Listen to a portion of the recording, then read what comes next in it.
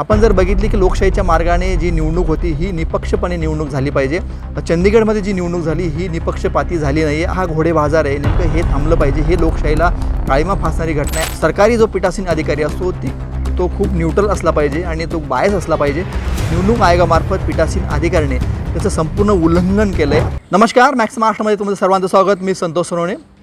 पंजाब राज्यातील चंदीगड येथे महापौरची ज्यावेळेस निवडणूक झाली त्यावेळेस भाजप, आम आदमी पार्टी आणि काँग्रेस अलायन्स अशा प्रकारे निवडणूक झाली आणि या निवडणुकीमध्ये भाजपच्या बाजूने निकाल लागला.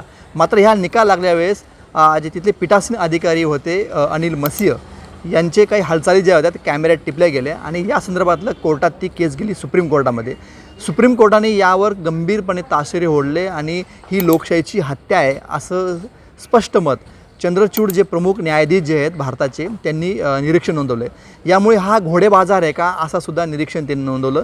यामुळे ही जी केस आहे भारतातली सगळ्यात मोठी चर्चिली जाणारी केस आहे आणि या संदर्भातलं जी चर्चा होते की लोकशाहीची हत्या होते का हे सोशल मीडियावर मोठ्या प्रमाणात चर्चा झाली होती आणि याचं कॅम्पेनसुद्धा झालं होतं. आपल्याला माहिती आहे की ज्यावेळेस महापौरची निवडणूक होती चंदीगड राज्यामध्ये यावेळेस जे चित्रफित किंवा जे सोशल मीडियामध्ये जो व्हिडिओ जो दाखल झाला, जो चर्चेला गेला, तो व्हायरल झाला. या व्हिडिओमध्ये ज्यावेळेस मतदान चालू होतं त्या मतदानामध्ये 8 जे सदस्य होते किंवा त्यांच्या मतपत्रिकेवर एक्स अशी म्हणजे इंग्रजीमध्ये एक्स नावाची फुली पीठासीन अधिकारी मसीह यांनी लावली होती.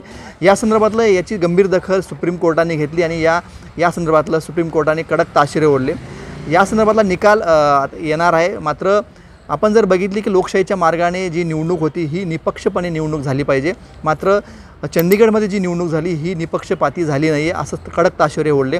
आणि या संदर्भातलं जर बघितलं की चंद्रचूड यांची जी घटनापीठ आहे, 3 चंद्रचूड यांच्यासह 3 लोकांची घटनापीठ होते आणि या घटनापीठाने या संदर्भातलं हे निरीक्षण नोंदवलं आहे. त्यांनी असं म्हटलं की हा घोडेबाजार आहे. नेमकं हे थांबलं पाहिजे. हे लोकशाहीला काळिमा फासणारी घटना आहे असं सुद्धा म्हटलं आहे. ज्यावेळेस तिथले पीठासीन अधिकारी मसीह जे होते त्यांना चंद्रचूड जे आहेत सरन्यायाधीश यांनी प्रश्न विचारला की तुम्ही हे कसं केलं, त्यावेळेस तुम्ही नेमकं काय तुम्ही त्या मतपत्रिकेमध्ये काय लिहिलं. त्यावेळेस मसीह जे पीठासीन अधिकाऱ्यांनी असं म्हटलं की या संदर्भातलं मी अशी एक फुली मारली आणि ती खाडाखोड झाली. त्यांनी या संदर्भातलं मान्य केलं आहे. आपण जर बघितलं की कुठलीही निवडणूक ही निपक्षपाती झाली पाहिजे.